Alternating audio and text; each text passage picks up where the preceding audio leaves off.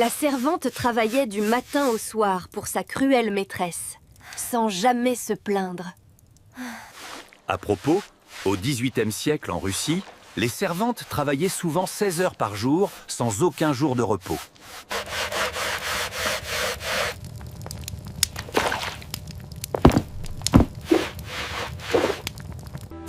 Le cœur lourd de peur, la servante partit vers la forêt maudite, où vivait la terrible Baba Yaga.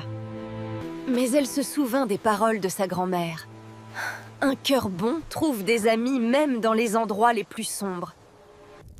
Avant d'aller chez Baba Yaga, la servante rendit visite à sa vieille tante, qui connaissait les secrets de la forêt.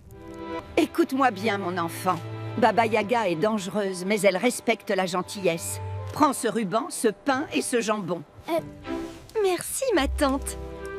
Mais comment ces simples choses pourront-elles m'aider face à une sorcière? Avec ses précieux conseils et cadeaux, la servante reprit sa route vers la forêt interdite. Soudain, elle arriva à une clairière où se trouvait un bouleau qui semblait pleurer. Les branches du bouleau étaient attachées si serrées qu'elle ne pouvait plus danser dans le vent. Voilà, bel arbre, tu es libre maintenant. Ce ruban te protégera et t'embellira. L'arbre bruissa joyeusement, et une voix douce comme le vent murmura. « Je me souviendrai de ta gentillesse. » Plus loin, elle trouva un vieux portail qui gémissait de douleur à chaque mouvement. À propos, dans la Russie ancienne, l'huile de lin était précieuse et utilisée aussi bien pour cuisiner que pour entretenir les outils. La servante continua son chemin, son cœur un peu plus léger, grâce aux promesses d'aide future. Près d'un arbre mort, elle aperçut un pauvre chien affamé qui n'avait que la peau sur les os. Le pauvre animal n'avait pas mangé depuis des jours et était trop faible pour aboyer. Pauvre petit chien, tu dois avoir si faim. Tiens, prends ce jambon. J'espère qu'il t'aidera à reprendre des forces. Le chien dévora le jambon avec reconnaissance, ses yeux brillants de gratitude. Le chien aboya doucement comme pour dire « Je n'oublierai jamais ta bonté. Quand tu auras besoin d'aide, je serai là. » Soudain, un chat noir squelettique apparut, miaulant tristement de faim. À propos, dans le folklore russe, les chats noirs sont considérés comme des gardiens magiques qui peuvent voir les esprits. Viens, petit chat. Je n'ai qu'un peu de ce pain, mais tu peux tout prendre. Tu en as plus besoin que moi. Le chat mangea chaque miette avec reconnaissance, ronronnant doucement. Le chat ronronna et frotta sa tête contre elle, comme pour promettre « Ta gentillesse ne sera pas oubliée, je te le jure !» La forêt devenait de plus en plus sinistre. La servante savait qu'elle approchait de la demeure de Baba Yaga. Des crânes montés sur des piquets bordaient le sentier, leurs yeux vires semblant suivre chaque mouvement. Et là, se dressait la maison de Baba Yaga. Une isba sur des pattes de poulet géantes qui pouvaient tourner et marcher. À propos, selon les légendes russes, la isba de Baba Yaga pouvait obéir aux commandes et se déplacer n'importe où dans la forêt. La servante rassembla tout son courage. Elle devait entrer, ou sa maîtresse la punirait sévèrement. Come here. Let old Baba Yaga have a look at you. Le cœur battant, la servante franchit le portail maudit et entra dans la cour de la sorcière. Que Dieu me protège! Isba! Isba! Tourne ton dos à la forêt et ta porte vers moi! La Isba obéit à la commande en ciel, tournant avec un bruit de tonnerre pour faire face à la visiteuse. La porte s'ouvrit comme une bouche affamée, invitant la servante dans l'antre de la sorcière. L'intérieur était rempli d'objets étranges et terrifiants. Et là, près du feu, se trouvait Baba Yaga elle-même. Baba Yaga se tourna, révélant son visage terrifiant avec ses dents de fer et ses yeux jaunes brillants comme ceux d'un loup affamé. Popo, Dapo, dans le folklore slave, dans les figures ambiguës. Une petite servante dans ma maison? Personne ne vient ici par choix. Que veux-tu? Et pourquoi ne devrais-je pas te mettre dans mon chaudron? Ma maîtresse m'a envoyé. Je dois vous demander. Une aiguille et du fil. S'il vous plaît, grande Baba Yaga. Une aiguille et du fil? Je pourrais te les donner. Ou je pourrais te manger. Mais d'abord, tu vas travailler pour moi. Tu dois démêler toute cette laine, la filer et tisser un tissu avant mon retour. Si ce n'est pas ça, tu seras mon dîner. Je pars maintenant. Si tu essayes de fuir, mes serviteurs te ramèneront. Au travail! La servante regarda la montagne de laine. C'était une tâche impossible. Même en travaillant toute la nuit, elle ne pourrait jamais finir. Soudain, le chat noir qu'elle avait nourri apparut comme par magie. Le chat ronronna et frotta sa tête contre elle, comme pour dire « Je n'ai pas oublié ta gentillesse ». Le chat se mit à démêler la laine avec une rapidité magique, ses pattes travaillant plus vite que 10 mains humaines. En quelques heures, toute la laine fut démêlée, filée et tissée en un magnifique tissu. Merci, merci, cher petit chat. Tu m'as sauvé la vie. Comment puis-je te remercier assez? Le chat cligna lentement ses yeux verts bruns, un baiser de chaperon, et disparut silencieusement comme il était venu.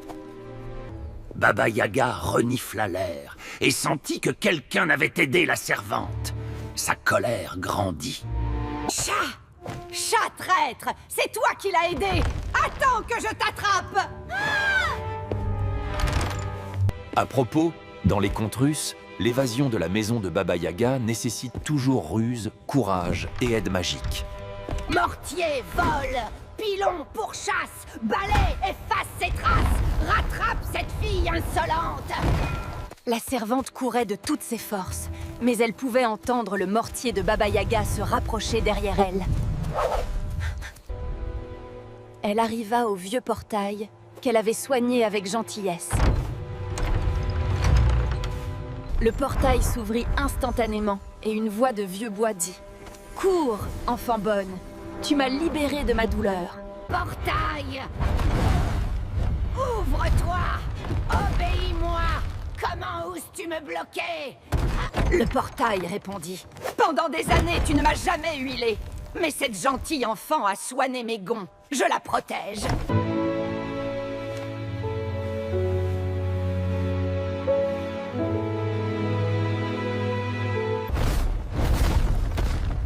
Rien ne m'arrêtera. Tu es à moi, petite servante. Épuisée, elle atteignit le bouleau qu'elle avait libéré de ses liens cruels.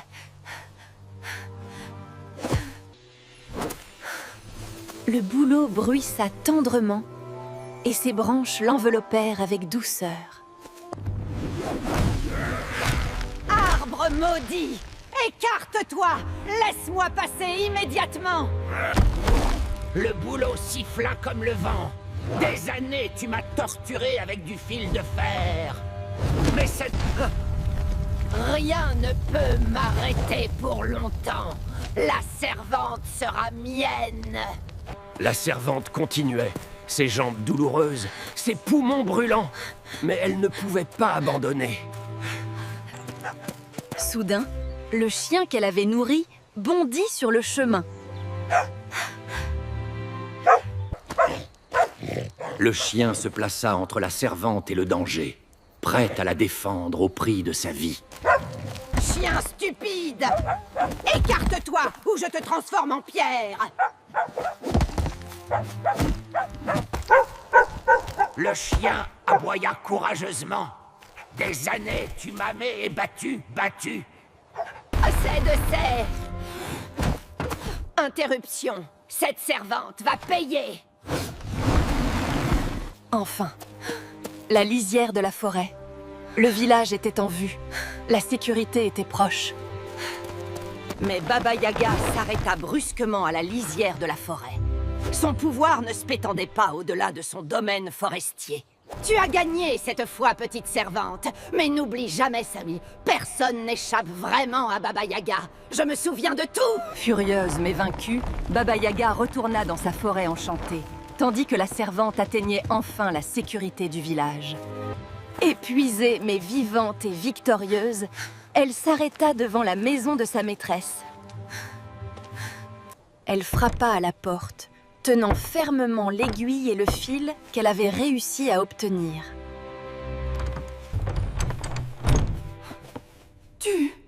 Tu es revenu?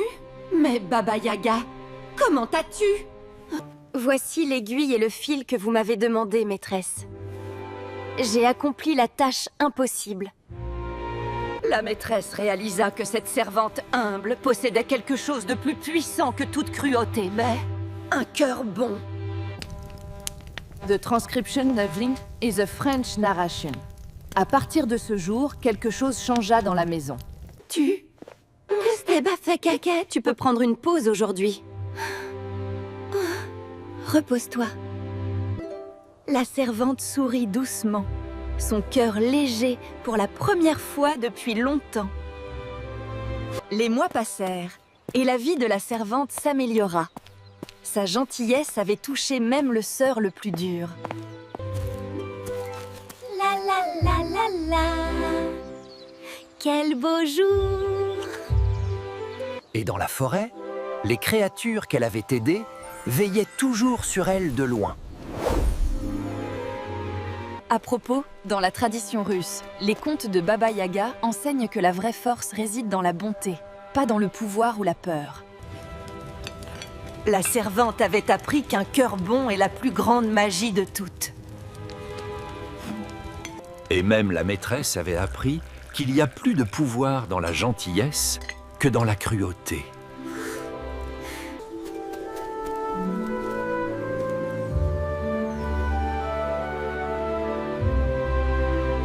Même Baba Yaga, dans son cœur ancien et sauvage, avait senti quelque chose qu'elle n'avait pas ressenti depuis longtemps plaît, le respect. Cette histoire a été racontée de génération en génération, rappelant à chacun une vérité importante. Dans les villages russes, les grands-mères racontent encore ce conte aux enfants avant de dormir. Rappelez-vous, mes enfants, la gentillesse est plus forte que la magie la plus noire. Un bon cœur fait des amis même dans les endroits les plus sombres. Et ainsi, même aujourd'hui, dans les nuits d'hiver, quand le vent hurle dans les forêts russes, on dit que c'est Baba Yaga volant dans son mortier. Mais maintenant, grâce à la servante courageuse, Baba Yaga sait que la bonté existe encore dans le monde. Le ruban rouge sur le bouleau brille toujours, rappel éternel que les petits actes de gentillesse créent une grande magie. Tenez, grand-mère, vous devez avoir froid et faim. Prenez ce pain chaud. Car c'est ainsi que la bonté fonctionne, dit. Elle se multiplie et se répand, créant de la lumière même dans les endroits les plus sombres. Et c'est ainsi que se termine le conte de Baba Yaga et la servante au bon cœur.